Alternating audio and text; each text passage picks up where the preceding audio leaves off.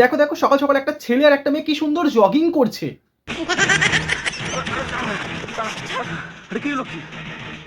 তুই আমাকে দেখে এইভাবে পালাচ্ছিস কেন?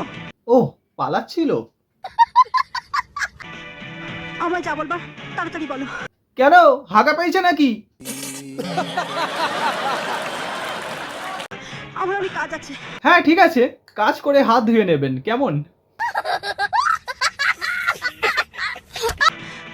বড্ড তারা। যাকে শোন, শুনলাম তোদের এই ময়নাগুড়ি 2 বিঘে জমিটা তোর বাবা নাকি ওই চৌধুরীদের কাছে বিক্রি করছে। সেটা আপনাকে কেন বলবে? কত টাকা দেবে ওই রাজশেখর চৌধুরী? তোর বাবাকে বল। কেন দাদা, আপনার মুখ নেই, আপনি বলতে পারবেন না? সঠিক বলেছেন। ওই রাজশেখর চৌধুরী ওই জমির জন্য যত টাকা দেবে আমার গুরু প্রতুল রায় তাকে অনেক বেশি টাকা দেবে। অফারটা খুব ভালো, কিন্তু উনি জানেন আপনার মনটাও খুব কালো, তাই আপনার এই অফারটা গেল। টাকার লোভ ব্যবসায়ীদের থাকে, গরিব কৃষকদের থাকে না।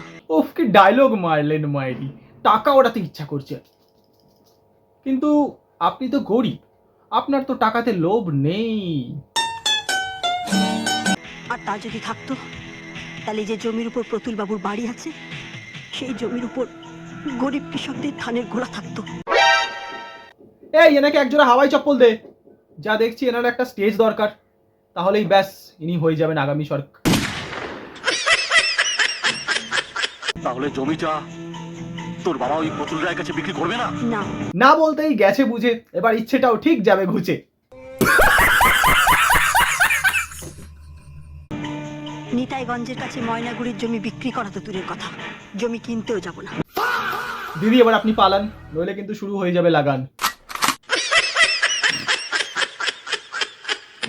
লক্ষ্মী, তুই কিন্তু ওই প্রতুল বাবুকে অপমান করছিস। শোন, কথায় আছে হাতের লক্ষ্মীকে কখনো পায়ে ঠেলা উচিত নয়। আরে কালো জাম, ও কার্তিককে ঠেলেছে, লক্ষ্মীকে নয়। হ্যাঁ, যেমন হাতের লক্ষ্মীকে পায়ে ঠেলা ঠিক নয়, ঠিক তেমনি পায়ের জুতোকেও মাথায় তোলা ঠিক নয়। এই শালি, তোরা এতবার আমার গুরুকে তুই অপমান করিস? দিদি অ্যাটলিস্ট এইবার তো আপনি পালান, নইলে কিন্তু শুরু হয়ে যাবে লাগান।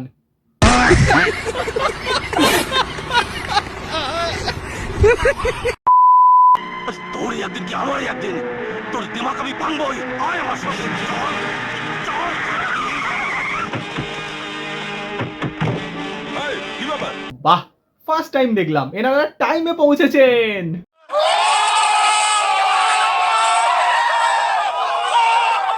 এখানে কি হচ্ছে এসব? আমাকে আমাকে বাঁচান স্যার, আমাকে বাঁচান। ও আমাকে জোর জোর করে। করে? কলা খাওয়াতে চেয়েছিল, কালো কলা।